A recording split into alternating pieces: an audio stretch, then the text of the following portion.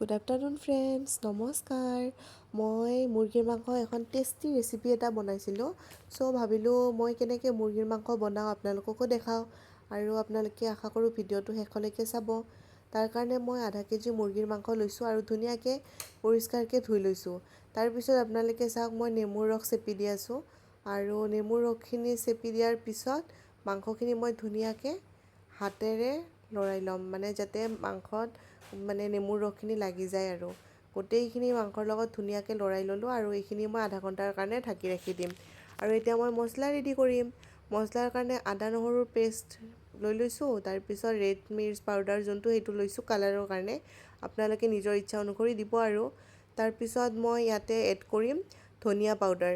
ধনিয়া পাউডাৰ মই ৰুমতে বনাই আছিল, গোটা গৰম মছলা আৰু ধনিয়া পাউডাৰটো মই বনাইছিলোঁ একেলগে, সেইটো মই এড কৰি দিলোঁ। তাৰপিছত জিৰা পাউডাৰ এড কৰিলোঁ।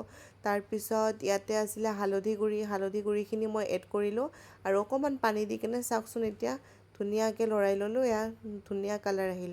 তাৰপিছত ইয়াতে মই 4টা আলু কাটি লৈছোঁ আৰু ইফালে 3টা ডাঙৰ চাইজৰ পিঁয়াজ, জলকীয়া কাটি লৈছোঁ। জলকীয়া আপোনালোকে নিজৰ ইচ্ছামতে দিব। ইফালে 2টা বিলাহী কাটি লৈছোঁ আৰু সেইখিনি মছলাখিনি যে আপোনালোকক দেখালোঁ ৰেডি কৰি লোৱা সেইখিনি।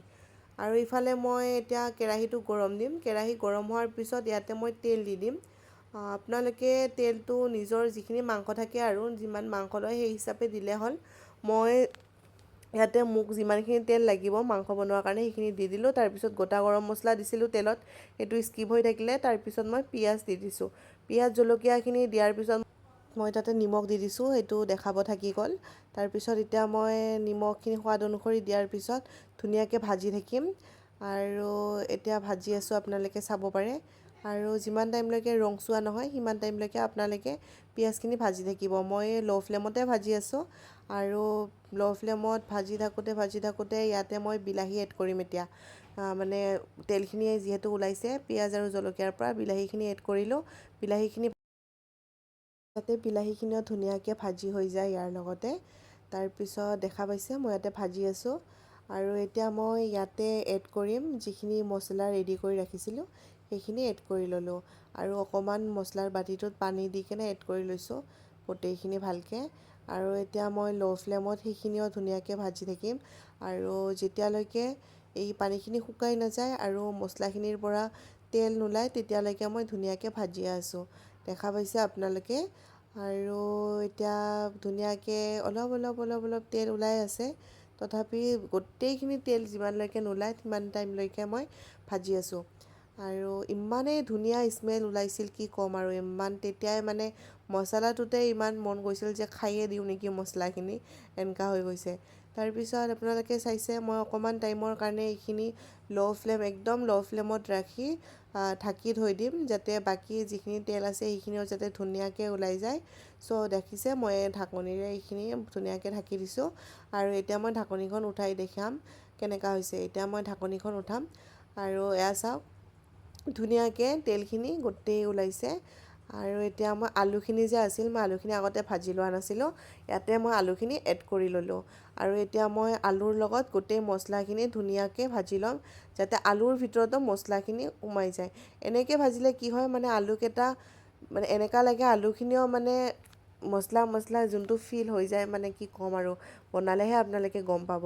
এতিয়া মই মাংসখিনি ঢালি দিছোঁ তাতে আৰু মাংসখিনি ধুনীয়াকৈ ভাজি আছোঁ। আলু, মাংস আৰু মছলা যিখিনি আছিলে পিঁয়াজ টিয়াজ চব একেলগে মই এনেকৈ ভাজি আছোঁ, দেখা পাইছে। এনেকৈ ভাজি থাকিম, আপোনালোকেও ভাজি থাকিব। এতিয়াও কিন্তু মই চুলাটো ল' ফ্লেমতে ৰাখিছোঁ আৰু ধুনীয়াকৈ ভাজি আছোঁ। এয়া মই অকণমান টাইম এইটোও ঢাকনি দি ঢাকিম আৰু এনেকৈ ল' ফ্লেমত ৰাখি দিম।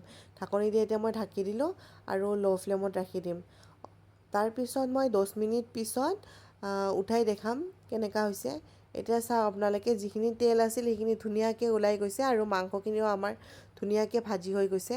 একচুৱেলি কি হয়, মাংসখিনি যদি মছলাৰ লগত ভালকৈ নাভাজে তেতিয়াহ'লে মছলাখিনি ভিতৰত নোসোমালে মাংসটোৰ টেষ্টটো নাহে ইমান।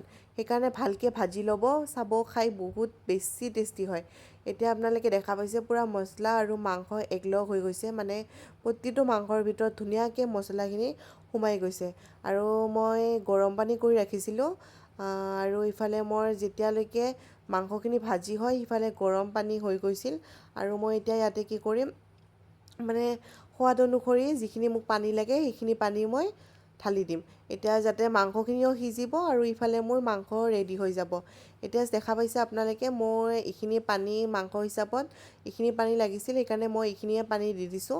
আৰু এইখিনি পানী এতিয়া ধুনীয়াকৈ উতল অহাৰ কাৰণে মই ইয়াতে ঢাকি দিলোঁ আকৌ ল' ফ্লেমত। আৰু মই 10 মিনিট পিছত আকৌ ধুনীয়াকৈ এইখন উঠাই দেখাম। এতিয়া চাব মোৰ মাংসখিনি হৈয়ে গ'ল আৰু তাৰপিছত এয়া মোৰ মাংস ৰেডি। আপোনালোকক যদি মানে মাংসখিনিত ভাবে যে অলপ পানী ৰাখিম, পনীয়াকৈ ৰাখিম, মই এনেকৈ পনীয়াকৈ ৰাখিব পাৰে। তাৰপিছত মই গৰম মছলা দিলোঁ আৰু ধুনীয়াকৈ অকণমান ভাজি ল'লোঁ। আৰু এতিয়া আপুনি নিজৰ ইচ্ছা আৰু এনেকৈ নুমাব পাৰে, নহ'লে অকণমান যদি পানীটো ভাবে শুকাই গৈছে অলপ পানীও দিব পাৰে, কিন্তু মই এনেকৈ ৰাখিম। মই এনেকৈ খাই বহুত বেছি টেষ্টি লাগে, এনেকৈ খাই মানে ভাল পাওঁ আৰু। তাৰপিছত এতিয়া মই কি কৰিম, নুমাই ল'ম আৰু হৈ গ'ল ৰেডি। আপোনালোকে এনেকৈ বনাই খাবচোন, ইমান টেষ্টি কি ক'ম আৰু। আপোনালোকে নিশ্চয় ট্ৰাই কৰিব বুলি আশা কৰিলোঁ। বাই বাই, নেক্সট ভিডিঅ'ত পুনৰ লগ পাম।